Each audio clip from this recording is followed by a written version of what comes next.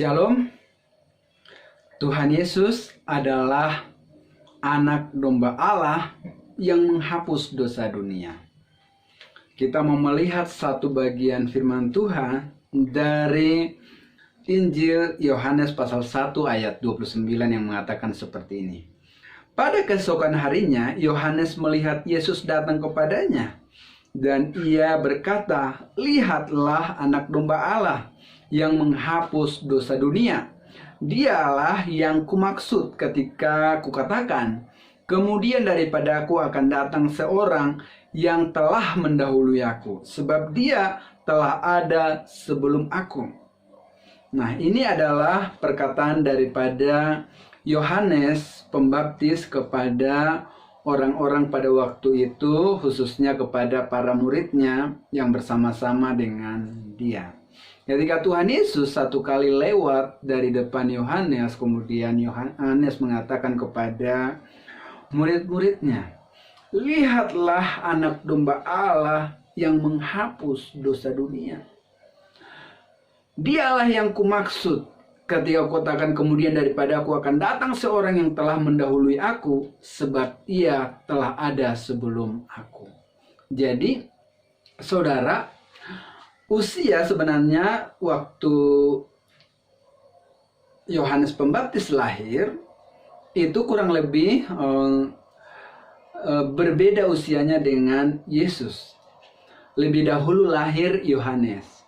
Yohanes kurang lebih 6 bulan di atas daripada Tuhan Yesus. Dan ketika itu Yohanes mengatakan bahwa sebab ia sudah ada sebelum aku. Padahal yang duluan lahir siapa? Yang duluan lahir adalah Yohanes. Baru berikutnya 6 bulan kemudian, kira-kira seperti itu, lahirlah Yesus sebagai manusia. Nah, saudara yang dikasihi oleh Tuhan, menarik. Yohanes mengatakan bahwa dia sudah ada sebelum aku. Dan ini dikonfirmasi oleh Yohanes yang adalah murid Tuhan Yesus. Ketika Tuhan Yesus sudah menyelesaikan tugasnya kembali ke dalam kerajaan sorga, murid daripada Tuhan Yesus namanya Yohanes, bukan Yohanes Pembaptis tentunya, menuliskan bahwa pada mulanya adalah firman. Firman itu adalah Allah. Firman itu telah menjadi manusia. Nah, ia datang kepada milik kepunyaannya.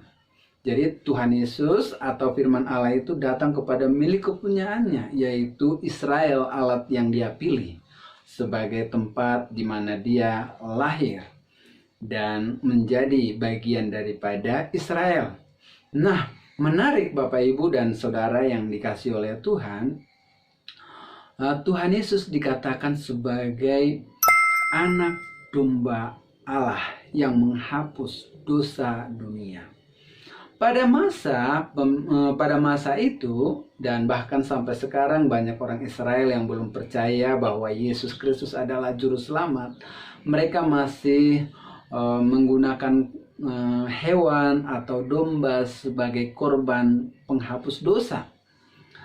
Tetapi jelas dari pernyataan Yohanes yang adalah seorang yang dipilih oleh Tuhan, Yohanes Pembaptis, untuk mempersiapkan jalan bagi juru selamat, jelas dia mengatakan bahwa lihatlah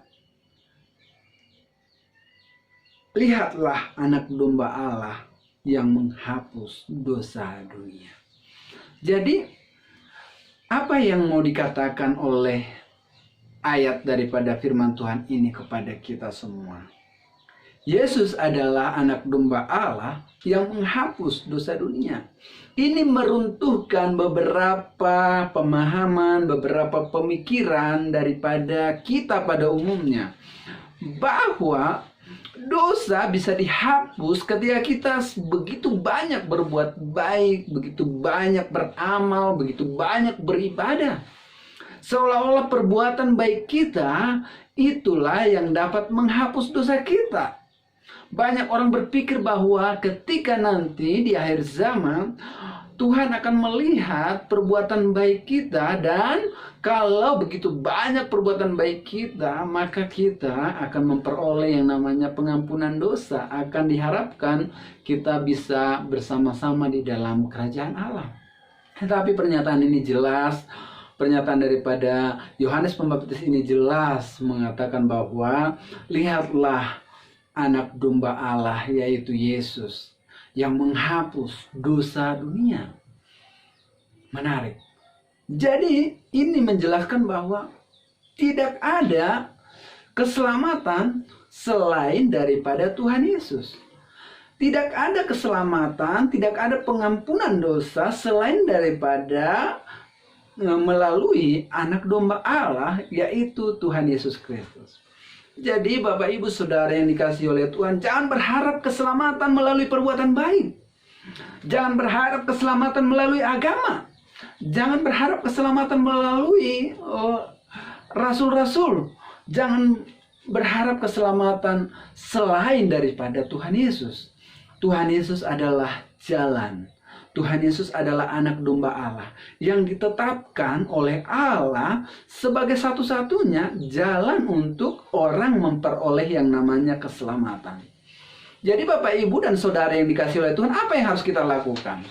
Yang harus kita lakukan adalah kita harus sungguh-sungguh dengan sepenuh hati mengaku, percaya sungguh bahwa memang Yesuslah satu-satunya yang dapat menyelamatkan. Mengapa hanya Yesus yang dapat menyelamatkan kita? Tuhan Yesus adalah firman Allah yang menjadi manusia. Dia tidak pernah berbuat dosa. Dia adalah Allah yang sangat besar kuasanya. Sangat besar. Ketika dia menyerahkan dirinya menjadi domba sembelihan di dalam kayu salib. Di kayu salib pada waktu itu, Tuhan Yesus yang adalah Allah itu membayar semua dosa-dosa yang dilakukan umat manusia. Dan dia sanggup membayar itu dengan darahnya. Karena dia kudus, tidak bercela, dan dia adalah Allah yang menjadi manusia, atau firman Allah yang menjadi manusia. Dia datang menggantikan kita. Dan darahnya cukup untuk menebus, untuk menghapus, untuk menyucikan semua dosa-dosa yang dilakukan oleh umat manusia. Sebanyak orang yang datang kepada dia. Sebanyak orang yang mau datang beriman kepada Tuhan Yesus. Bapak, Ibu, dan Saudara yang dikasihi oleh Tuhan, Saudara sekarang pada posisi contohnya, Saudara ragu dengan keselamatan, Saudara sudah berbuat baik, Saudara sudah beramal, tetapi Saudara merasa bahwa tidak ada keselamatannya yang jelas, yang pasti di dalam hidup Saudara. Karena apa? Karena memang apa yang Saudara harapkan untuk menyelamatkan, yaitu perbuatan baik, itu bukan Allah. Hanya Allah yang dapat menyelamatkan.